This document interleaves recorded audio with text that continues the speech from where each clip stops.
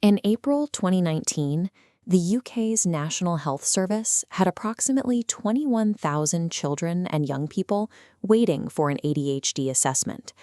By December 2025, that waitlist reached 270,000. This volume has split professional discourse into two opposing camps. One side argues the system is finally correcting decades of historical underdiagnosis. The other warns of rampant over-medicalization, where ordinary human difficulties are increasingly pathologized. In 2026, an independent review examined the primary care datasets, education records, and population surveys driving this surge. They concluded that both of these narratives are operating on a misinterpretation of the evidence. The data presents a paradox. Major public health models tracking the biological reality of these conditions show stable baselines. Yet, the clinical datasets tracking hospital and clinic waitlists show a vertical growth curve that breaks historical models. Resolving this capacity crisis requires decoupling the biological reality of the population from the administrative artifacts generated by our institutions. We start by isolating population prevalence. This is the true biological or symptomatic distribution of a condition across the public. Epidemiologists measure this through rigorous, randomized community sampling, counting individuals whether or not they have ever seen a doctor. Next is administrative prevalence. This is strictly the institutional footprint. It represents only the individuals who are formally diagnosed, referred, or recorded by a healthcare or educational system. These two metrics track entirely different phenomena. An exponential rise in clinical records means more people are interacting with the medical system. It does not mandate a sudden biological mutation in the public. To find the biological truth, we rely on epidemiological incidence. This measures the strict occurrence of true new cases arising naturally in the population, isolated from changes in hospital referral policies or public awareness campaigns. Tracking the exact points where epidemiological incidence flatlines while administrative prevalence spikes is the only empirical way to diagnose exactly where and why the healthcare architecture is failing. Before analyzing ADHD and autism, the population data confirms a measurable deterioration in general youth mental health over the last 2 decades. The baseline level of psychological distress is genuinely rising. This chart displays changes in psychological distress between 1997 and 2021. Rising distress is concentrated in internalizing symptoms rather than external behaviors.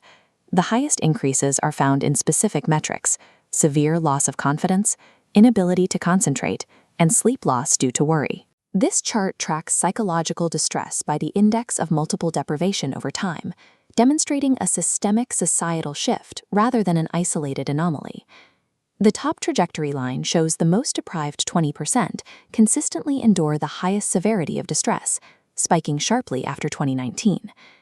In modern clinical environments, these overlapping internalizing symptoms, concentration issues, sleep loss, and social strain, are increasingly reinterpreted through a neurodevelopmental lens.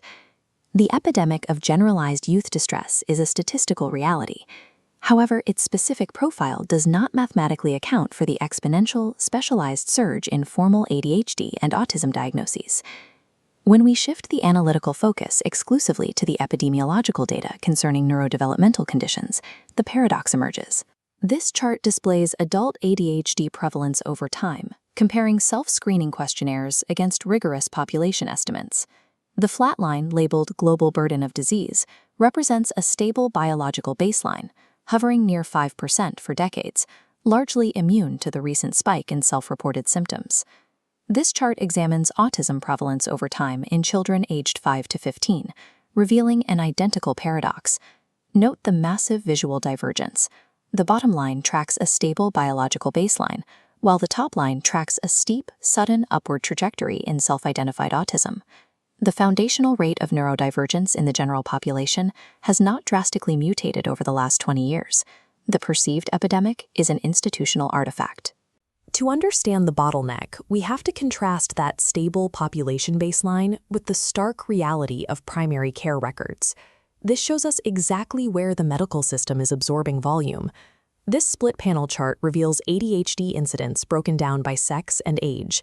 In the female panel on the left, an exponential near vertical spike occurs after 2020, driven specifically by adolescents and young adults. Compare this to the male panel on the right. While older male demographics show significant growth, the female curve represents a severe shift in clinical presentation. Epidemiologists refer to this as a changing case mix.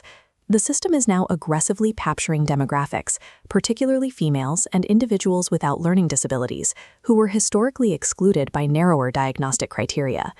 This line graph illustrates the percentage of ADHD diagnoses sorted by the index of multiple deprivation. The administrative surge transcends economic boundaries, rising rapidly across all deprivation indexes simultaneously.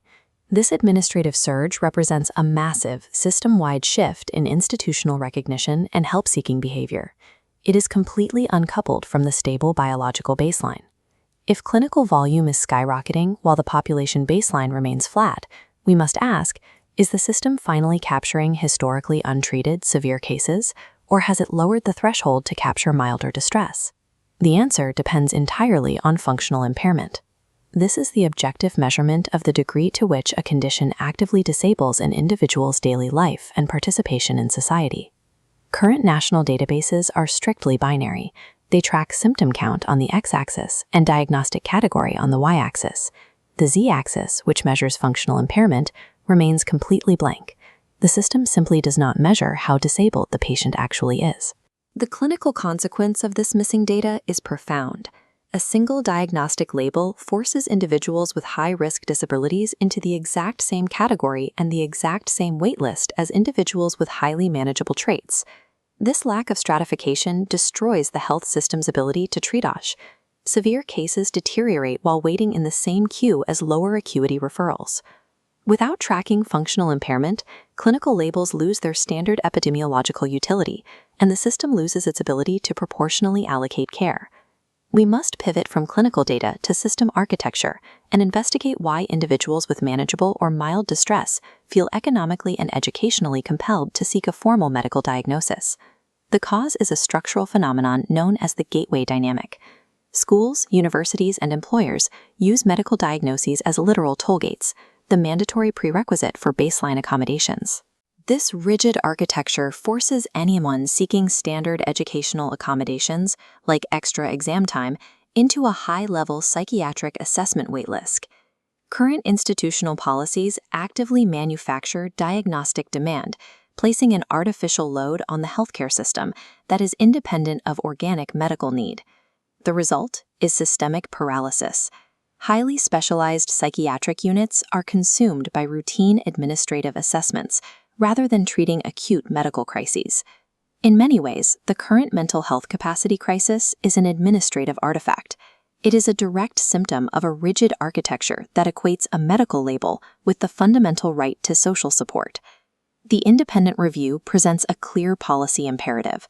To prevent system collapse, the infrastructure must decouple practical daily support from binary diagnostic labels.